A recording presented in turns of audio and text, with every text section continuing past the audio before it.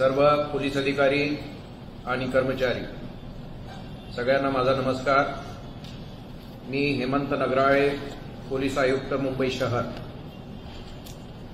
महाराष्ट्र शासनाकडून कोविड-19च्या अनुषंगाने दिनांक 4 एप्रिल 2021 रोजी मार्गदर्शक सूचना जारी करण्यात आल्या असून त्याचे तंतोतंत पालन करणे अत्यंत आवश्यक आहे।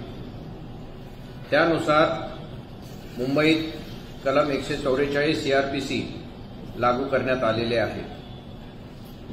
या आदेशामध्ये, लॉकडाऊनच्या आदेशामध्ये आपल्याला ज्या सूचना पाळायच्या आहेत, जनतेने सूचना पाळायच्या आहेत आणि आपण एन्फोर्स करायच्या आहेत, या सूचना मी थोडक्यात तुम्हाला सांगतो। त्या तुम्ही लक्ष देऊन ऐका आणि त्याप्रमाणे त्याच्यावर कारवाई करा। लॉकडाऊनमध्ये सगळ्यात महत्त्वाचं म्हणजे सोमवार ते शुक्रवार सकाळी 7 वाजतापासून ते रात्री 8 वाजेपर्यंत जमावबंदी करण्यात आलेली आहे। याचा अर्थ कोणत्याही ठिकाणी 5 पेक्षा अधिक लोक जमा होणार नाहीत सार्वजनिक ठिकाणी।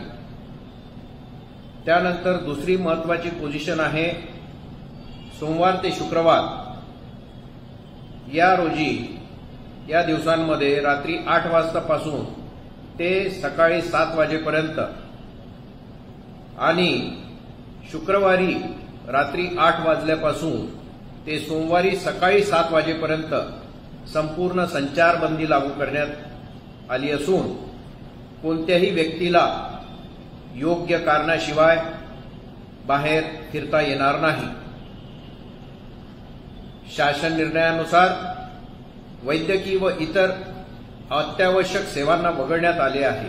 उदाहरणार्थ हॉस्पिटल्स, क्लिनिक,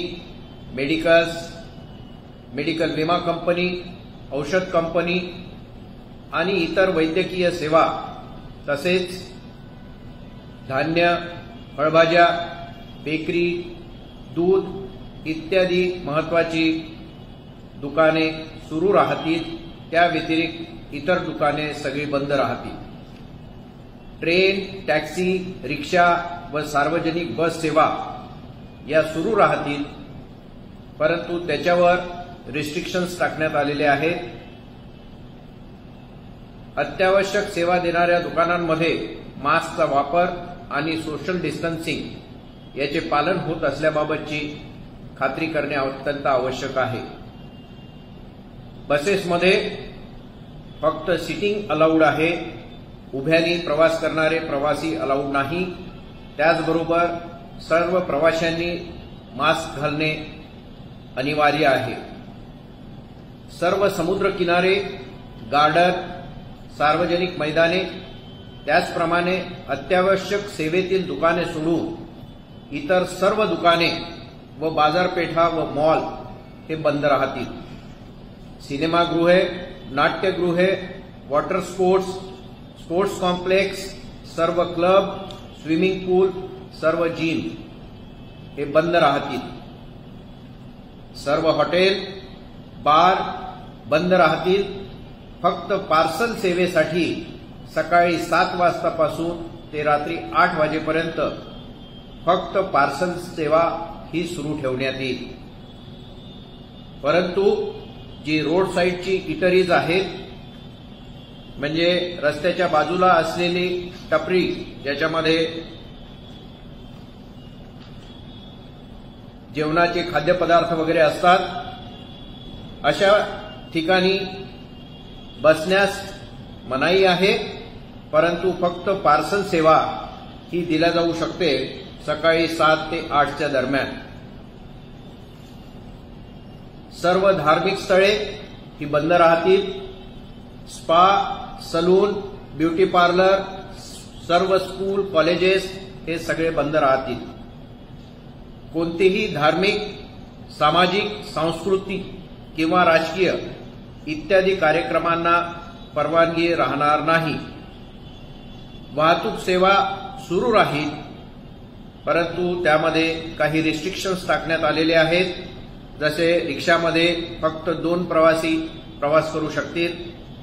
तसेच टॅक्सीमध्ये फक्त 50% प्रवासी प्रवास करतील। आरटीओच्या परवानगीप्रमाणे जेवढी कॅपॅसिटी असेल, म्हणजे साधारण येलो आणि ब्लॅक टॅक्सी याच्यामध्ये फक्त 4 प्रवासी अलाउड असतात नॉर्मल टाइममध्ये, तर त्याच्यामध्ये फक्त 2च प्रवासी अलाउड राहतील।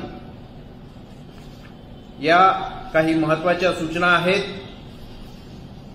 याच्यामध्ये आपण पोलीस अधिकारी आणि कर्मचारी यांचा अत्यंत महत्त्वाचा सहभाग या लॉकडाऊनमध्ये राहणार आहे आणि याच्यासाठी हा लॉकडाऊन यशस्वी करण्यासाठी आपल्याला काही गोष्टींचं पालन करणं अत्यंत आवश्यक आहे।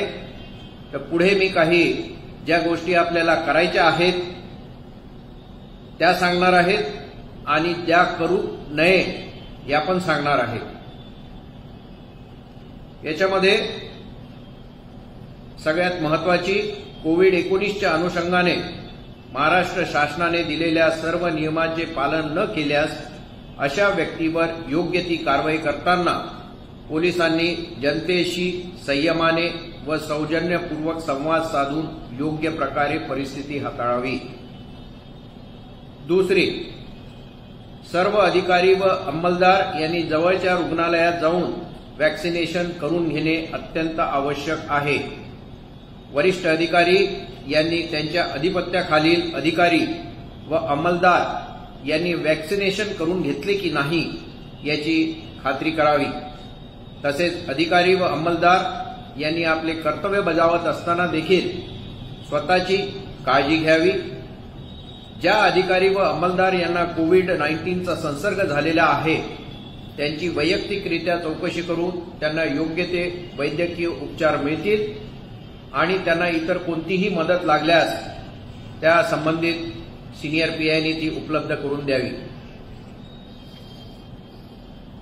आपण हा लॉकडाऊन एन्फोर्स करत असताना बंदोबस्ताच्या वेळीस वाहनांची कागदपत्रे तपासू नये किंवा कोणत्याही कागदपत्रांना शक्यतोवर स्पर्श करू नये व आवश्यक असल्यास अशी काही शंका आली आणि तुम्हाला कागदपत्रे तपासणे आवश्यक आहे असे जर वाटत असेल तर ग्लोव्हचा वापर करून आणि तात्काळ सॅनिटायझरने हात धुवून तुम्ही स्वतःला सॅनिटाईज करून घेणं आवश्यक आहे। कारण होऊ शकतं त्या कागदपत्रांमधून तुमच्यापर्यंत हे संक्रमण होऊ शकतं। विना मास्क कारवाई किंवा इतर कोविड नियमांची उल्लंघनाची कारवाई करताना वाद न घालता सौजन्याने वागावे। बंदोबस्ताचे कर्तव्य करीत असताना कायदा स्वतःच्या हातात घेऊ नये। कोविड नियमांचे उल्लंघन करणाऱ्यावर कायदेशीर कारवाई करावी। बऱ्याच वेळेस आपल्याकडे व्हिडिओ येतात, त्याच्यामध्ये कुणाला सूर्यनमस्कार करायला सांगतात, कुणाला उर्वशा करायला सांगतात, कुणाला माकड उड्या करायला सांगतात। हे योग्य नव्हे। ते कायद्यानुसार चुकीचे आहे। कारण असे चित्रीकरण होऊन आणि मग या सोशल मीडियावर अशा प्रकारच्या क्लिप्स या व्हायरल होतात आणि त्यामुळे जनमानसामध्ये पोलिसांच्या प्रतिमा मलिन होते। कर्तव्यावरील अधिकारी अंमलदार यांनी जेवण करताना नाश्ता करताना सोशल डिस्टन्सिंग ठेवावे। सगळे आपलेच आहेत असं समजून जवळजवळ बसून जेवण किंवा नाश्ता करू नये, कारण त्याच्यामुळे संसर्ग वाढण्याची शक्यता असते। कोविड काळात पोलीस ठाण्यामध्ये वाढदिवस, सेवानिवृत्ती आणि इतर कार्यक्रम यांना गर्दी होणार नाही याची काळजी घ्यावी। शक्यतो असे कार्यक्रम न केलेले बरे। प्रत्येकाने मास्क, फेस शील्ड व सॅनिटायझरचा वापर करावा आणि स्वतःला वेळोवेळी दिवसभरातून बरेचदा सॅनिटाईज करून घ्यावे। बंदोबस्ताच्या वेळी किंवा पोलीस ठाण्यात असताना एकमेकांपासून सुरक्षित अंतर ठेवावे। कोणाकडेही चौकशी करताना सामाजिक अंतर ठेवावे, आरोपीकडे तपास करायचा असल्यास अंतर ठेवावे आणि शक्य असल्यास पीपीई किट परिधान करावे. रुग्णालयात किंवा कोविड सेंटर येथे बंदोबस्ताकरता असलेल्या अंमलदारांनी किंवा तपासाकरिता जाणाऱ्या अंमलदारांनी पीपीई किटचा वापर करावा. कोविडच्या संदर्भात कोणतीही चुकीची माहिती प्रसारित होणार नाही याची काळजी घ्यावी. गर्दी असल्यास कोविड संदर्भातील सूचनाकरता मेगाफोनचा वापर करावा. सर्व पोलीस स्टेशननी आपल्या पोलीस स्टेशनला कमीत कमी 5 मेगाफोन असतील अशी व्यवस्था करावी, कारण येणाऱ्या काळामध्ये तुम्हाला मेगाफोनची अत्यंत आवश्यकता पडणार आहे. त्याचप्रमाणे तुमच्या गाड्यांवर, मोबाईल्सवर सुद्धा तुम्ही मेगाफोन लावून घेणे आवश्यक आहे. बंदोबस्ताच्या वेळेस रस्त्यावर बॅरिकेडचा वापर करावा. बंदोबस्ताकरता वापरण्यात येणारे साहित्य जसे तुमची लाठी, शील्ड, हेल्मेट यांना वेळोवेळी सॅनिटाईज करून घ्यावे, कमीत कमी दिवसातून एकदा किंवा 2दा. आणि सगळ्यात महत्वाचं, तुम्ही ज्या ठिकाणी राहताय, तुमचं राहायचं घर आणि ज्या ठिकाणी तुम्ही ड्युटी करताय ते पोलीस स्टेशन किंवा ते ड्युटीचं ठिकाण हे स्वच्छ ठेवावे, जेणेकरून तिथूनच संसर्ग होणार नाही यासाठी आपण काळजी करणं अत्यंत आवश्यक आहे. आज रात्रीपासून आपला हा बंदोबस्त सुरू होणार आहे आणि या बंदोबस्तामध्ये आपले अधिकारी, कर्मचारी, कारण हा बंदोबस्त काही एका दिवसाचा नाही, 2 दिवसाचा नाही. आता सध्या जो लॉकडाऊनचा ऑर्डर आहे हा 30 एप्रिलपर्यंतचा ऑर्डर आहे. आता तो त्याच्यानंतर अजून पुढे कधी जाईल आपल्याला नक्की माहिती नाही, कारण कोरोनाचं संक्रमण येणाऱ्या दिवसामुळे हा लॉकडाऊन सुरू केल्यानंतर केसेस कशा वाढ होतात किंवा त्याच्यात कमी होतात हे बघितल्यानंतरच शासनाकडून पुढचे निर्णय घेण्यात येतील. त्याच्यामुळे आपल्याला बंदोबस्त प्लॅनिंग करताना आपल्याला जास्त कालावधीचा बंदोबस्त हा प्लॅन करायचा आहे. एकीकडे सगळे अधिकारी, कर्मचारी एकाच वेळेस लावून टाकले, दुसऱ्या दिवशी लावायला आपल्याकडे काही नाही किंवा तिसऱ्या दिवशी लावायला आपल्याला काही नाही, अशी परिस्थिती होता कामा नये.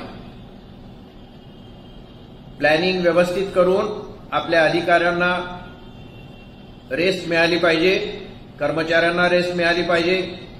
त्याचबरोबर काही कर्मचारी ड्युटीसाठी सुद्धा हजर राहायला पाहिजेत.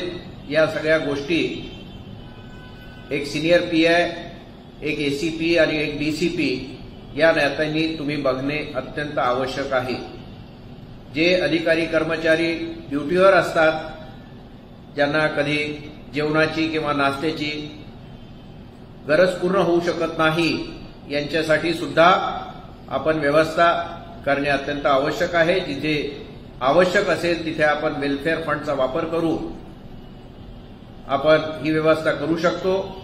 बऱ्याच ठिकाणी आपले गुरुद्वारे आहेत, गुरुद्वारामध्ये लंगर असतं.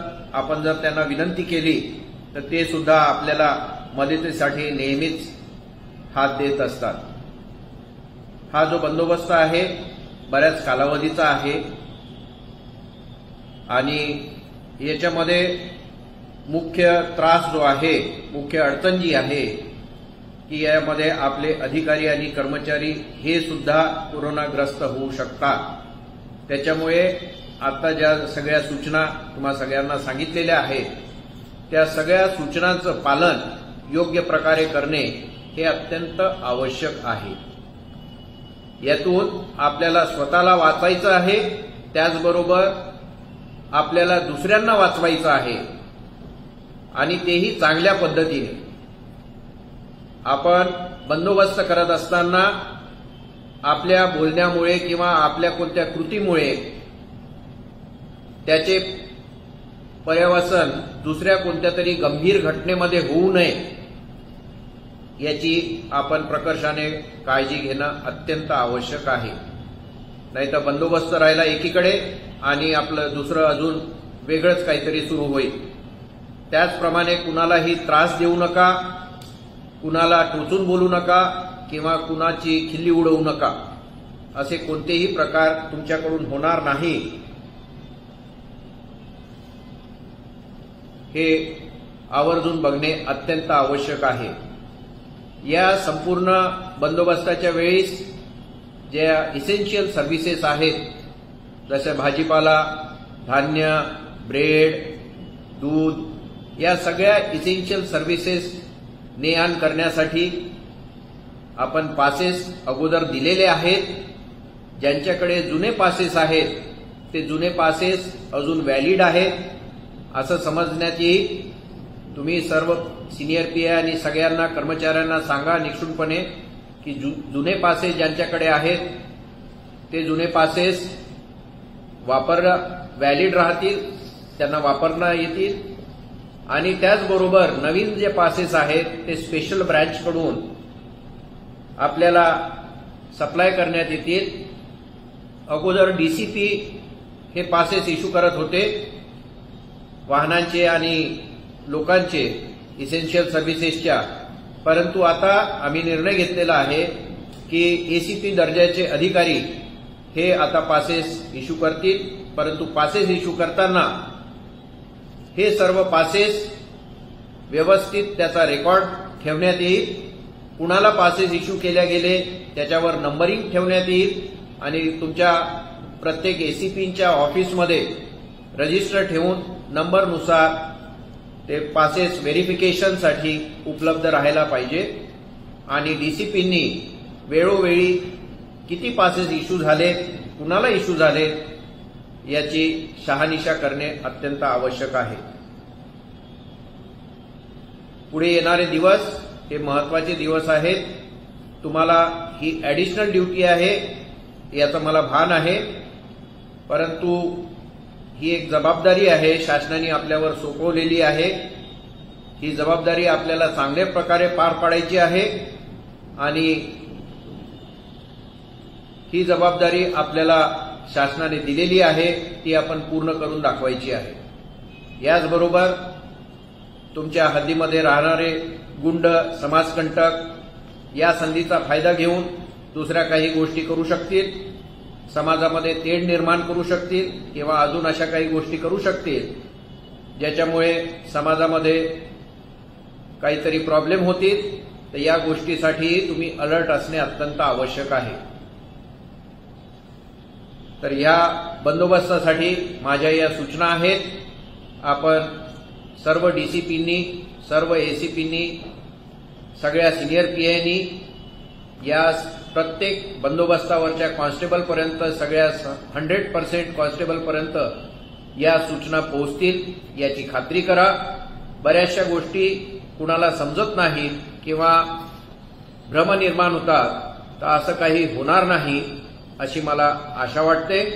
जय हिंद, जय महाराष्ट्र. Perfect.